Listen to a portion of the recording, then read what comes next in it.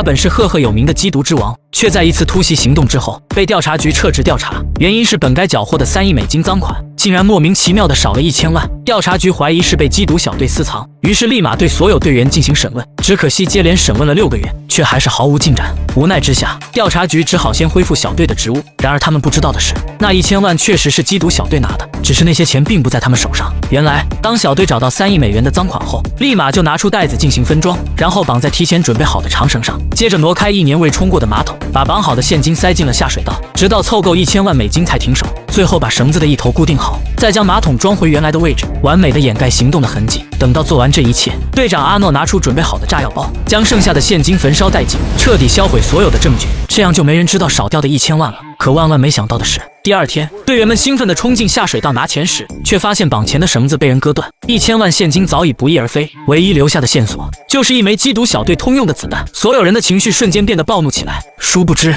一场针对他们的噩梦才刚刚开始。这天夜里，一名队员刚起来找点吃的，却发现自己的房车停在了铁轨上，车门和窗户也全被锁死。尽管他拼命地呼喊着救命，最后还是被火车直接撞成了碎片。收到消息的阿诺立即来到现场，却被负责人安妮告知是他杀，但是现场没留下任何的线索。这时阿诺似乎意识到什么，于是立即带着安妮去下一位队员家里。可惜他们还是来晚了一步，队员已经被人钉死在了天花板上，其造型像是宗教的某种仪式，但现场仍然没有留下任何线索。就在安妮一筹莫展之际，一个意外捡到的 U 盘却将几起案件的动机找了出来。原来里面存储的内容正是缉毒小队被调查的视频。安妮怒气冲冲地找到阿诺，质问为什么没有说出1000万赃款的事，还询问是不是他们拿了那些钱。但阿诺却一口咬定没拿钱，同时表示从他们干这一行的那天起，就已经想到了会被人报复。为了尽可能的保护队员的安全，阿诺已经打包好东西准备出发。因为有一个队员又失去了联系，安妮见状也决定一同前往，这样或许能找出凶手的一些线索。然而就在两人赶到目的地时，却发现这里安静的有些可怕。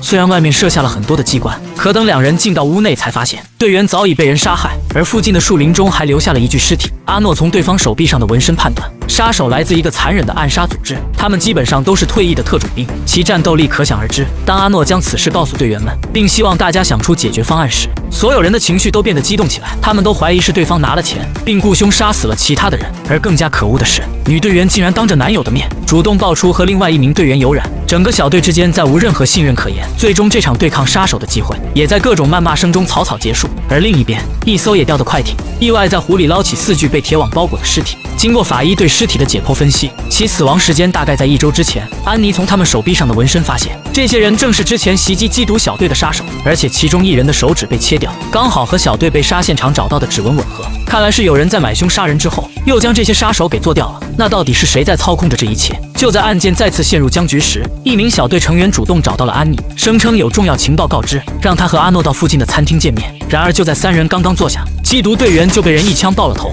可等到他们赶到凶手所在的楼层，却只看到一把行凶的狙击枪。不过好在这里的保安见过凶手一面，于是安妮赶紧拿出女队员的照片确认，没想到竟然真的是他。随后阿诺补充道，是不是和一个黑人一起，还开着一辆红色的跑车？保安点头给出了肯定的回答。这时阿诺瞬间意识到女队员的前男友很可能要遭遇不测，于是立即带着安妮赶到对方家里。然而他们又来晚了一步，这里早已人去楼空，不过现场却留下了打斗的痕迹。就在这时，冰箱流出的血液引起了两人的注意，没想到他早已被人给杀死了。原来女队员回家之后要拿护照和情人私奔，男友极力劝说，怕她被人给骗了。为此两人发生了激烈的争执，结果一时失手将男友给捅死了。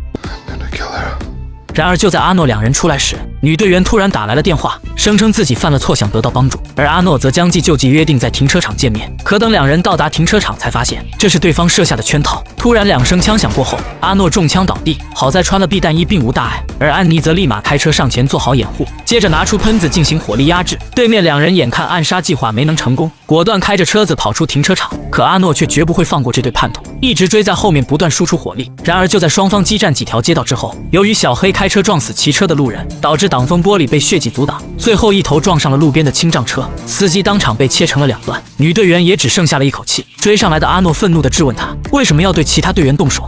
Because they stole my money. I took the money.